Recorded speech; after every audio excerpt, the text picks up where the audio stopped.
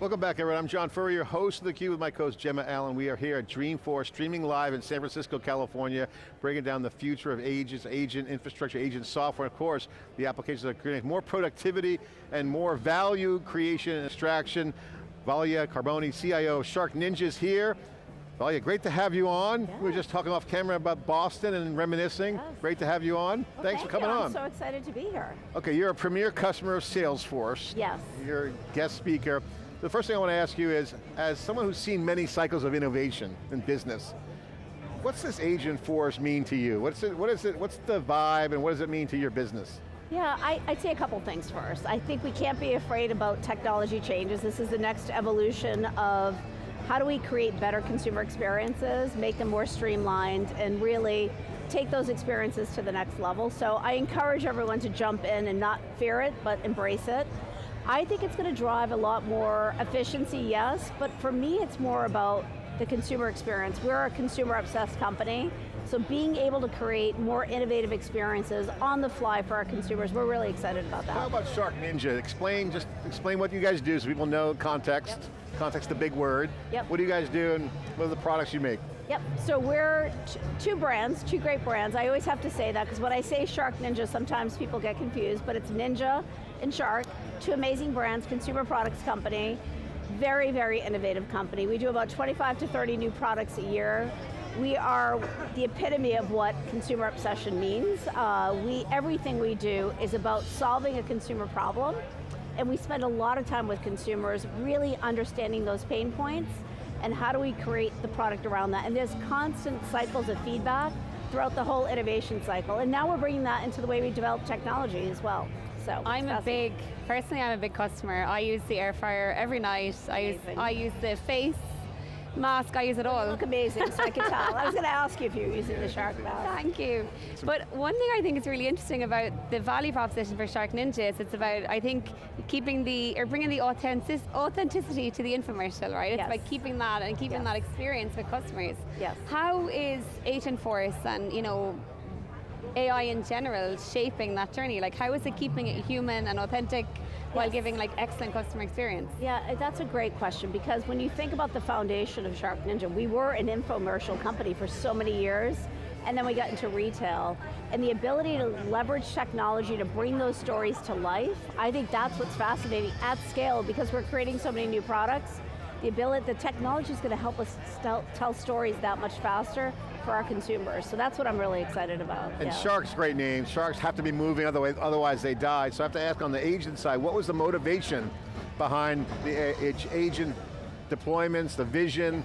What was some of the motivations? Was it cost, efficiencies, was it top line revenue, user productivity? What were some of the key factors? Yeah, I think for us it's really about the consumer. I'll always come back to the consumer because it is a consumer obsessed company. How do we deliver better experiences for our consumers? And I think agents will allow us to do it in a much more efficient and expedited way, but it's not a cost thing. It's very much about better consumer experiences. We're a 5-star product company. We want 5-star product experiences. And talk to us a little about the journey you've been on with Salesforce. We're here at Dreamforce, Yes. the energy is palpable.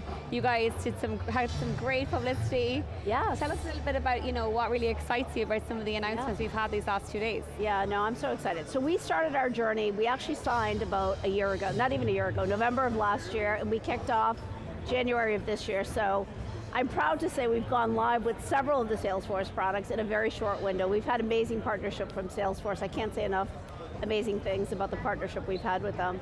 What I'm excited about is elevating our digital experience for our consumers. We were on some legacy stuff before, and what I said earlier is the 5-star products, we want 5-star experiences. And to do that, we needed a partner that could grow with us, both internationally as well as new categories. I mean, we introduce new categories or reinvent new categories every year. We needed a platform that could do that with us.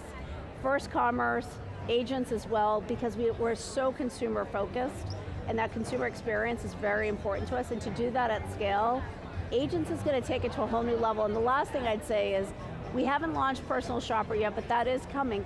Because we have so many amazing products that no one wants us to ever stop building, we've got a lot of choices. But that could also feel overwhelming, and I think agents is going to help us. Consumer comes in, asks a few things about what's important to them, we'll be able to deliver that live. What are some of the examples of customer interactions you've seen enabled? Is it better answers to questions, better product development? Is it their experience with the product? What are some of the interactions that we have with our consumers? I think it's a few things. I think sometimes products get more complex, so you may get troubleshooting questions as they become more connectable or more features on a product. I think sometimes we have a lot of loyal customers that come back and have suggestions on new products that they want, or warranties or parts, whatever it may be. There's a lot of ongoing engagement. I think the other thing I'd mention is with Salesforce, we brought our two brands together, so no one really knew us as one company. You'd go to the Shark site or the Ninja site, now you can cross-pollinate those brands, and I think that's going to be a really interesting opportunity for our consumers to discover us in a whole different way. You know, obviously the thing that I love about Salesforce, I've been bullish on and highlighting in the interviews, is they have a platform now that abstracts away all their different styles. They have a lot of different companies into one thing. They unify. Yes. You have a similar challenge where you get Shark and Ninja, now put them together.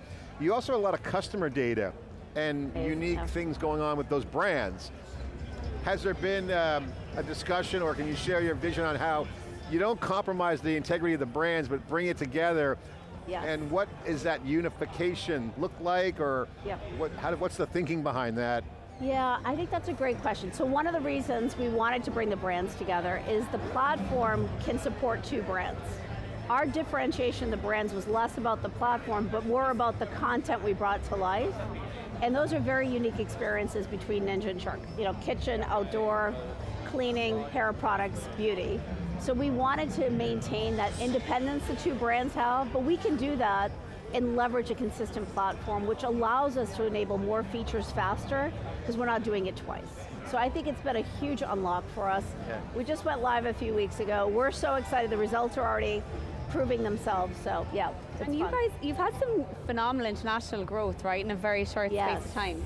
Tell us a little bit about AI in the logistics space and the logistic element of your company. I'm sure it must be like a very taxing side to the business. Like, how is AI, I guess, creating synergies or helping, or? Yes, and we're all, I mean, let's remember, a lot of folks are on the beginning part of the AI strategy, or the vision, right, to come to life. So I think partnering with great companies like a Salesforce, they're doing a lot of that lift for us, and we can unlock that innate in the platform, which is a huge lift. Also, as a company, we're looking at AI opportunities across the board. Can you drive more efficiency in the back office operations? How do you better get consumer insights at scale at a faster pace? Because every market may have a similar product, but even the way you go to market is different. So how do you start to leverage more of the AI capabilities to bring those results forward faster? I think that's a big thing. And how do you drive faster product life cycles? I mean, it is crazy at how fast we can get products out, but I think we can get faster with AI capabilities, and to be able to do it in so many markets at the same time. I think we've seen some great examples from Salesforce this week around how you can centralize a persona of a customer, where you can really get inside the mind and sentiment analysis of a customer, right? And use it for recommender systems and for personalization and all of those, you know, great things for a company like yours, right, in the consumer space.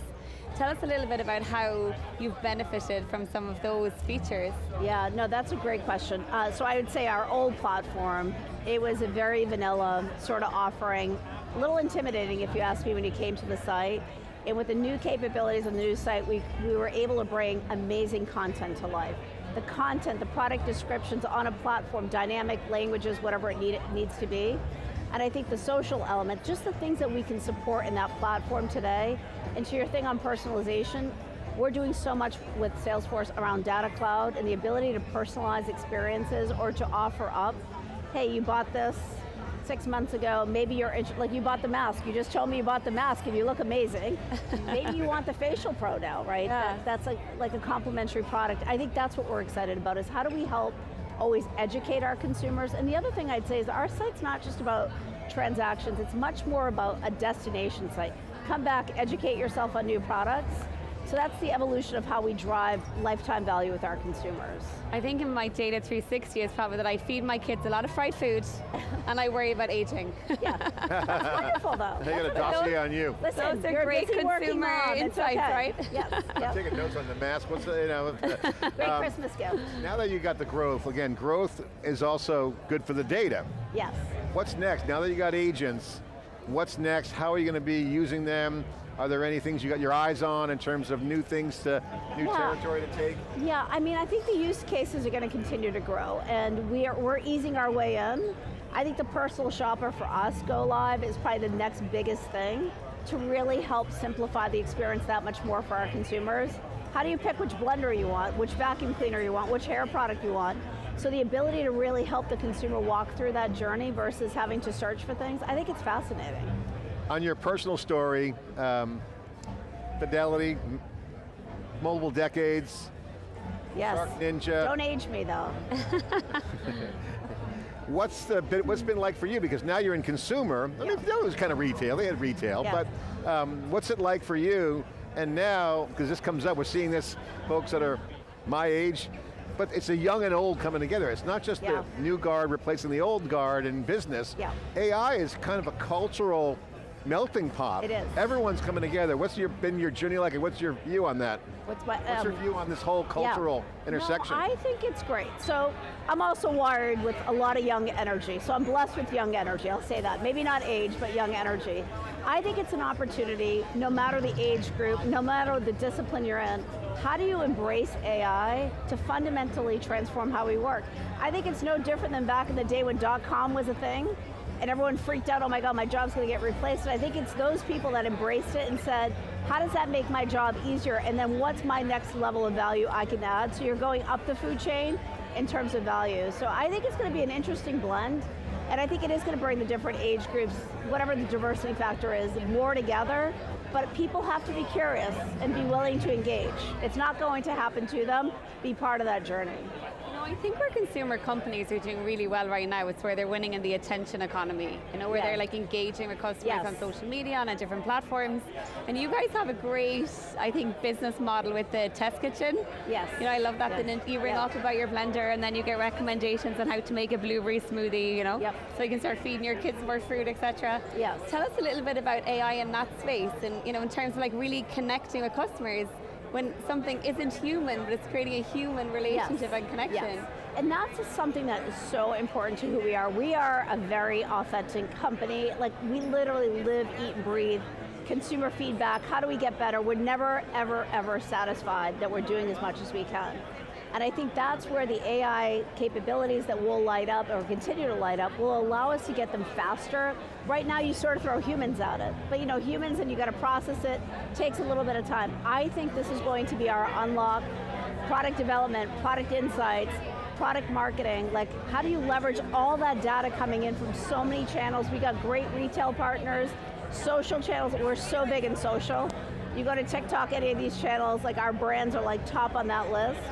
And then our own channel. How do you aggregate all that data to drive better products, better experiences, better lifetime relationships? We want the lifetime relationship, not the one time. Well, we love your energy. The question everyone wants to know is, are you going to go to the Metallica concert tonight? Absolutely. Everyone was asking me which one. I go, obviously Metallica. Yes, for sure. Velia, thank you so much. Love having you on theCUBE. Great energy, like I said, and love the brands. Vacuum, face mask. Send this man a face mask for Christmas. Hey, I'm on camera. I'm going to give you one. 4K is bad for me, 8K is worse. It's coming. Thank you for coming on, appreciate you. All right, I'm John Furrier, Gemma Allen, doing our part, bringing the energy to you here on theCUBE at Dreamforce. Thanks for watching.